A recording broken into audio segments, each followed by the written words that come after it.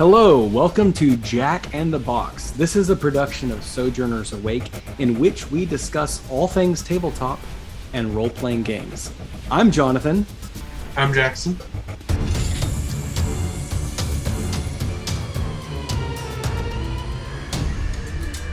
How are you doing today, Jackson?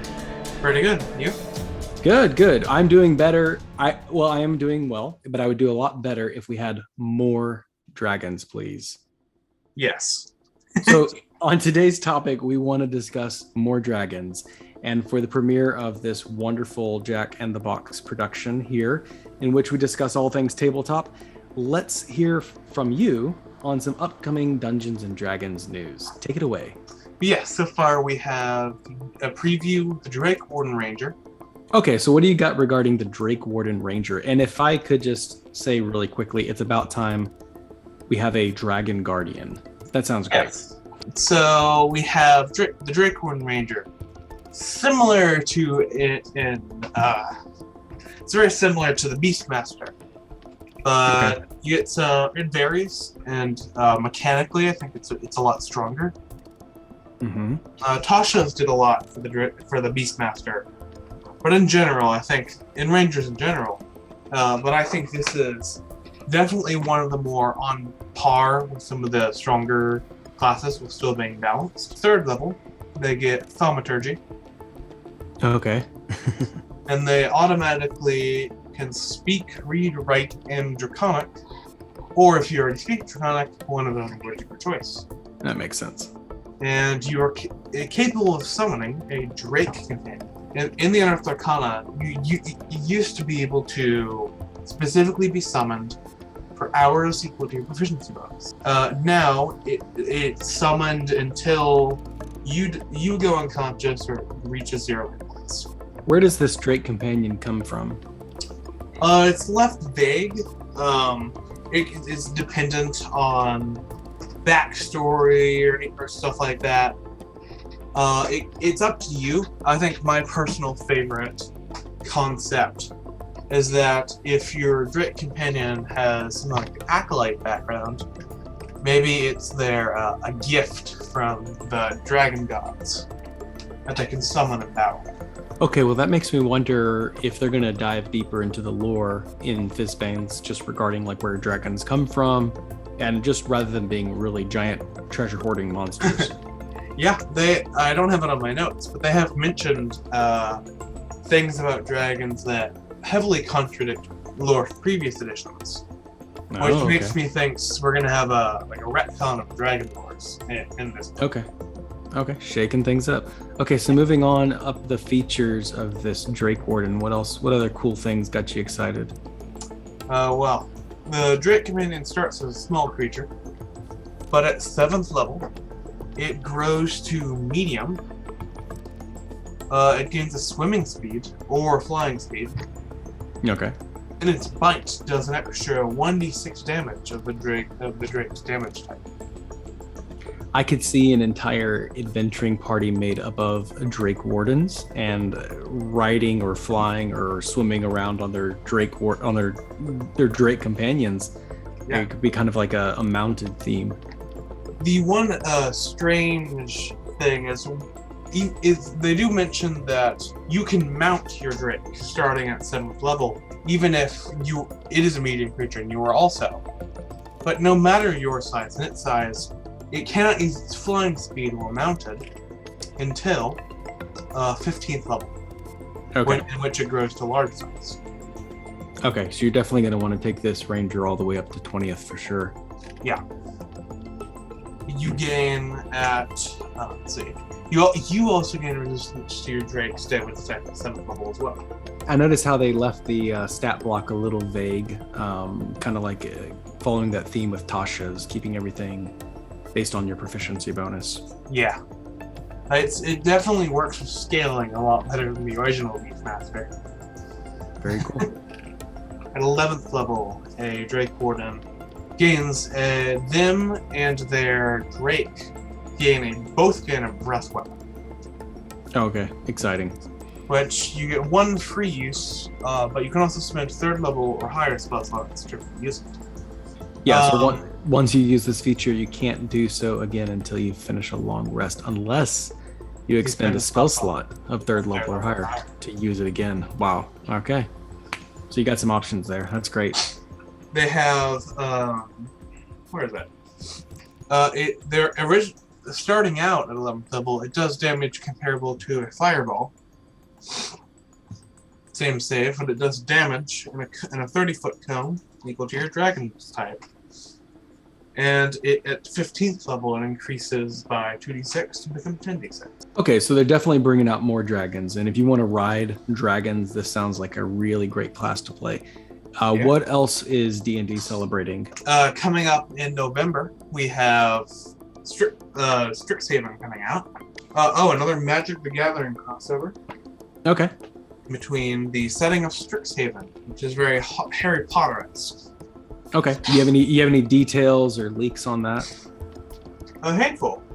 We know for a fact that you can play it in its traditional setting, but they also have rules for converting it to standard 5th edition settings, such as Eberron or The Forgotten Realms. Okay, so you can kind of cut and paste and apply it to whatever setting. So it's probably got I'm thinking it's probably going to have a lot of rules regarding how to engage in more social interactions.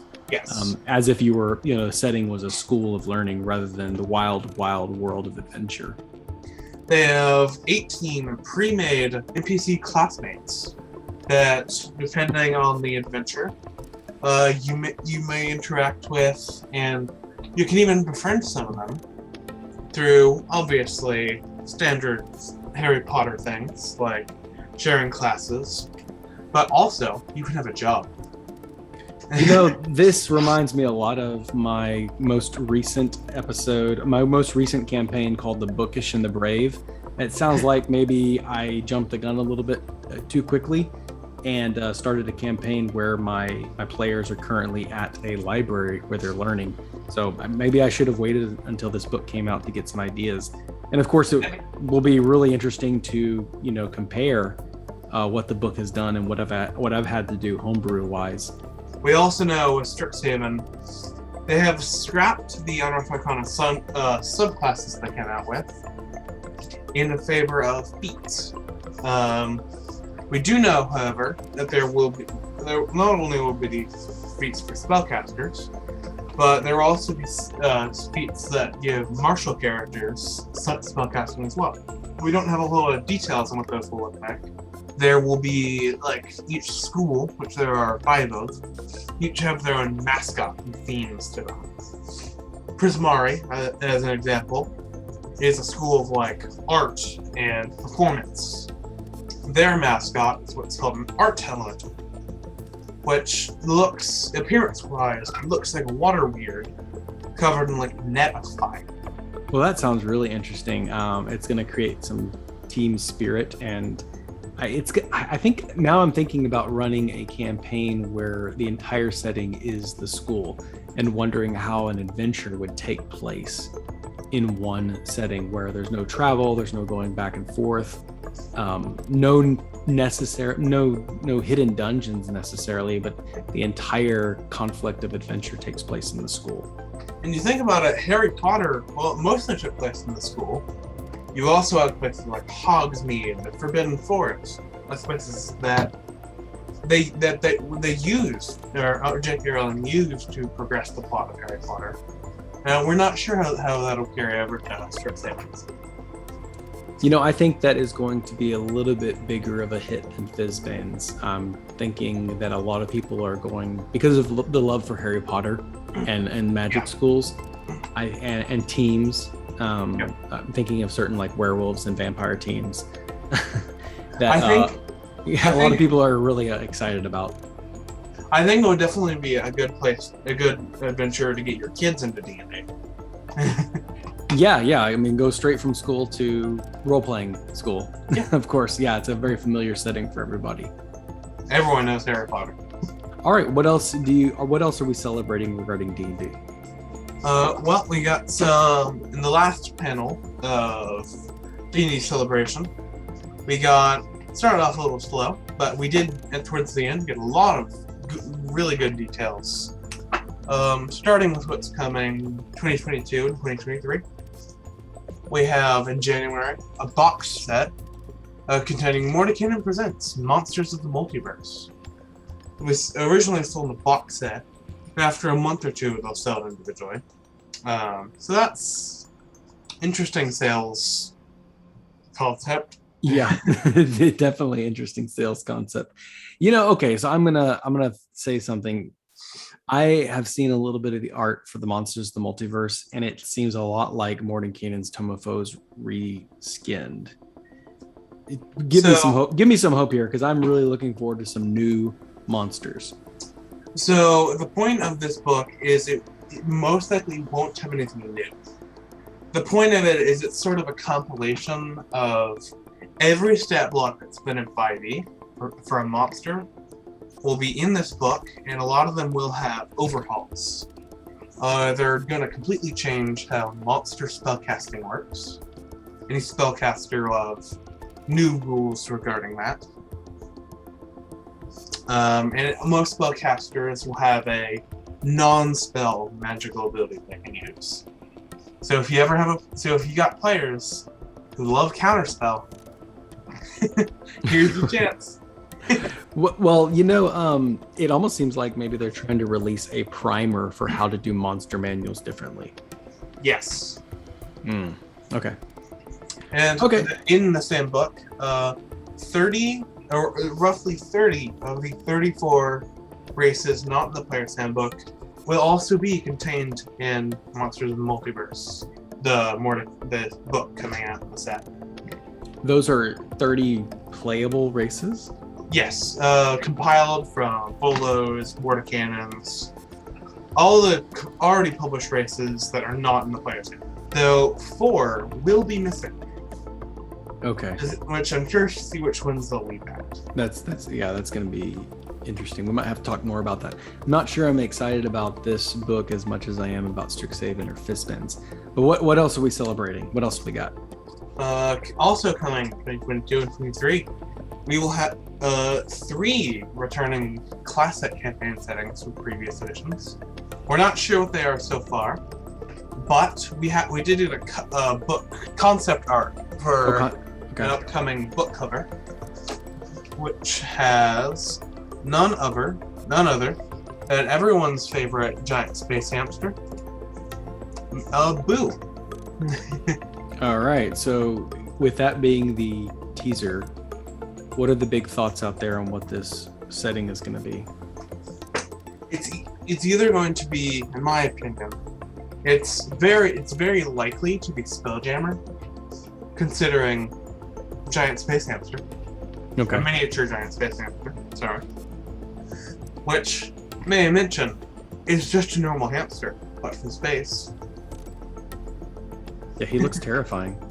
So, okay, I'm looking for clues here. I see 9 circles, almost like a halo above this hamster's head. Yes. Does that mean anything? 9 circles? I have a personal theory about that. Is if you look, there is there's 9 outer circles and 1 inner circle above his head, which very similar design to a beholder. It looks like Boo is covering up the beholder's mouth in this image. Which, once again, we've had some beholder things before, but once again that leads me back to the possibility of Spelljammer, considering beholders in Spelljammer were basically like the Hutts from Star Wars. Okay, I can kind of see that now. It does look like a beholder. Crime lovers. So, I think it definitely shares design appearances to the Xanathar on the cover of Xanathar's Got Everything, and also Dragon Heist. Okay, so silly question. Let's see if you know this trivia. How many stalks does a beholder eye? How many stalks does a beholder have? I believe he is 9 stalked and 1 center eye. I believe the center eye is an anti-magic. A levitating globe with 10. Okay, so there's a quick search. I see 10. I see 10. Hmm. Okay, so a quick search. I see the original beholder having 10 eye stalks and then a large circular eye.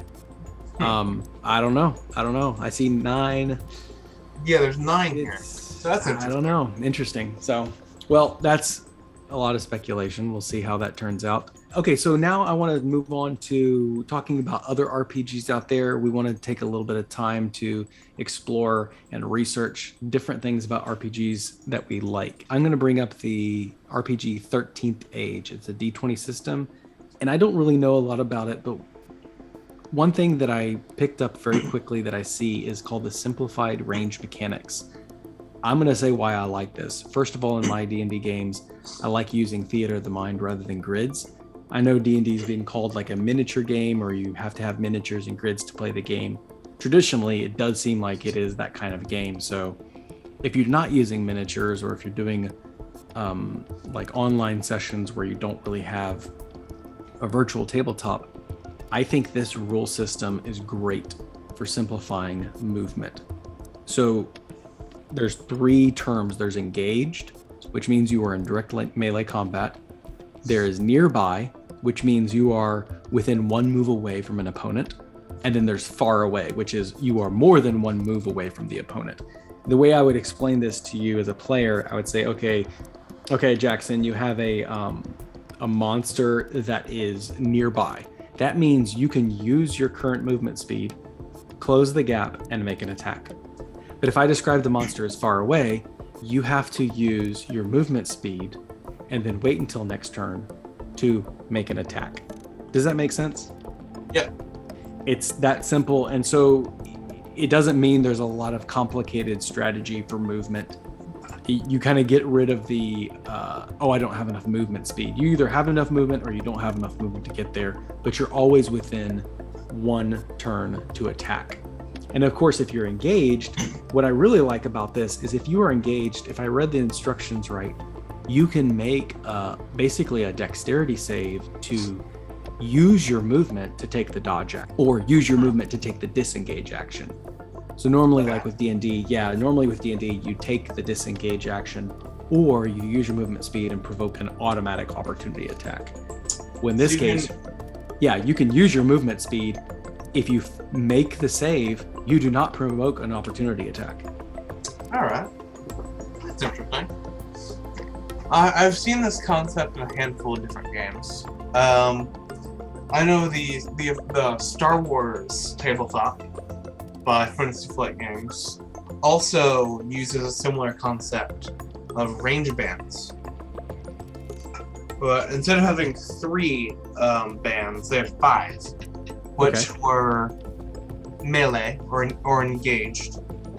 Then you had short range, medium range, long range, and artillery range.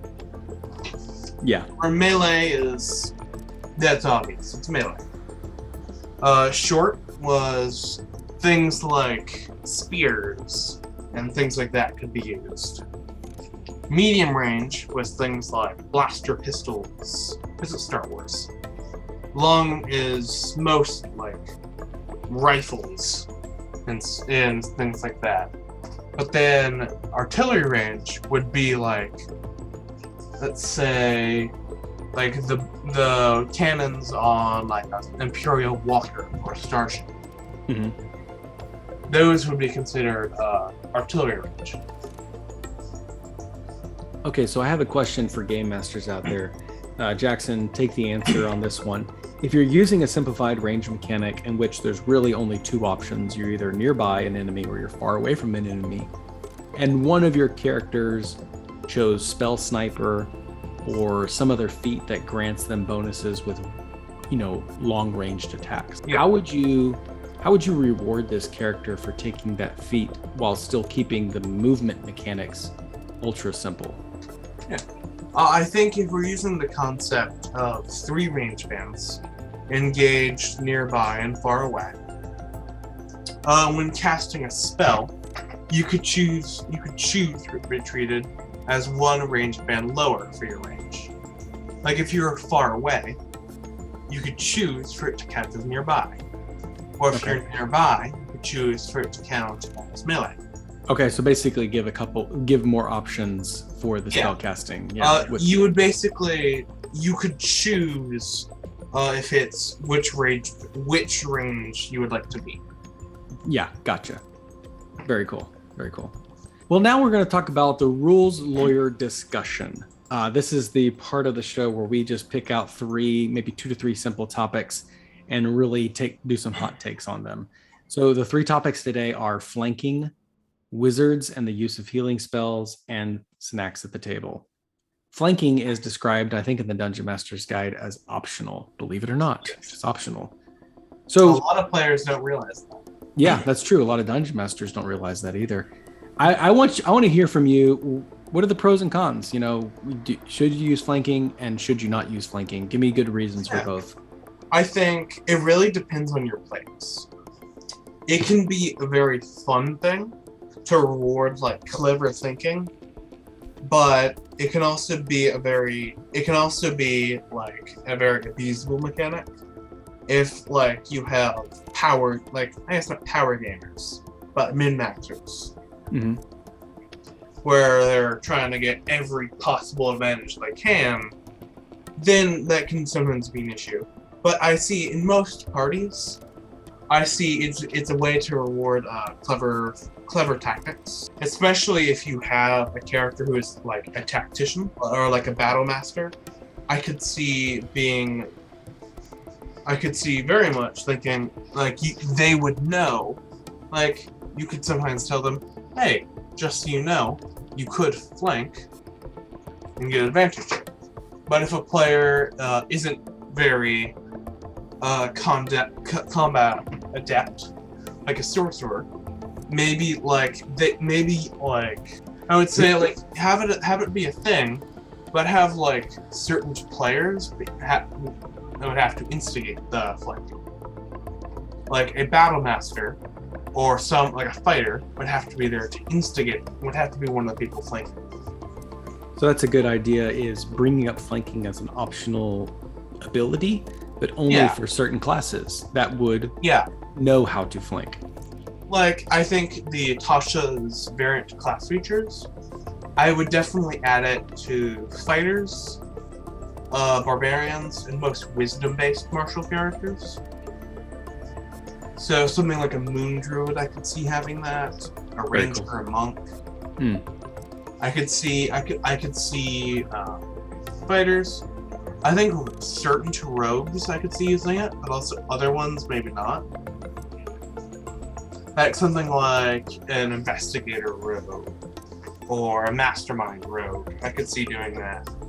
Yeah. So other types of rogues like the arcane trickster, maybe not.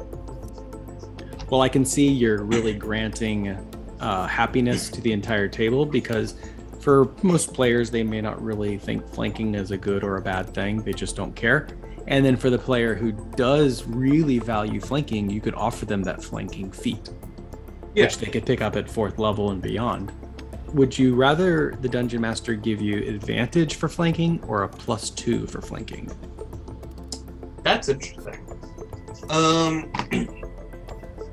I personally have been I've been thinking about some variants of flanking.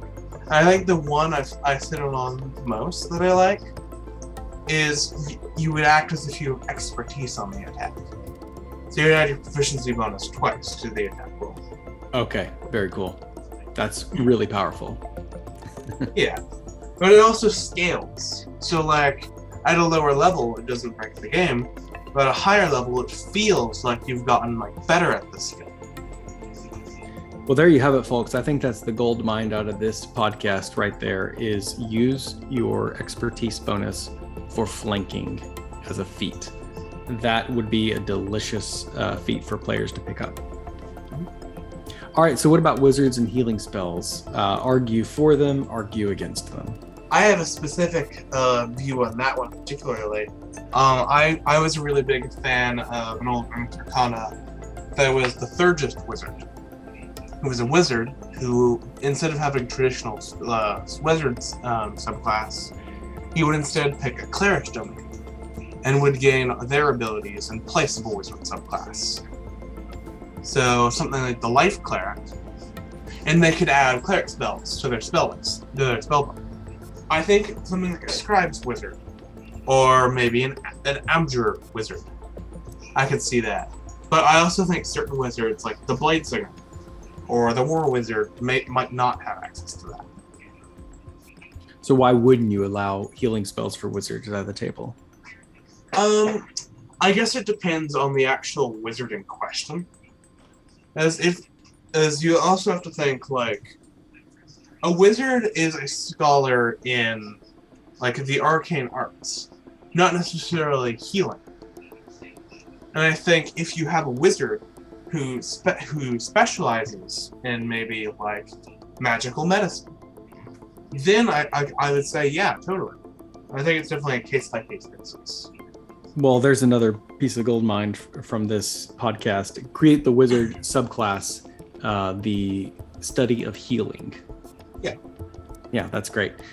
I have never really asked you this before. We have played together in person plenty times. What do you think about snacks at the table? Yes or no? Yes, on certain conditions. It depends on the snack. Not necessarily. I think drinks at the table are fine. Okay. But wait to eat like messy, crunchy, like food snacks. Yeah. Like in another group I'm in, we take a break halfway through. Yeah. Like about a 15-minute break to eat snacks, use the bathroom, all that stuff. But we typically drink like soda or water at the table or whatever. Right. I think that's a good compromise, because I think so. Something about Dungeons and Dragons, and really any tabletop role-playing game you play, I have noticed the benefit of it is primarily social.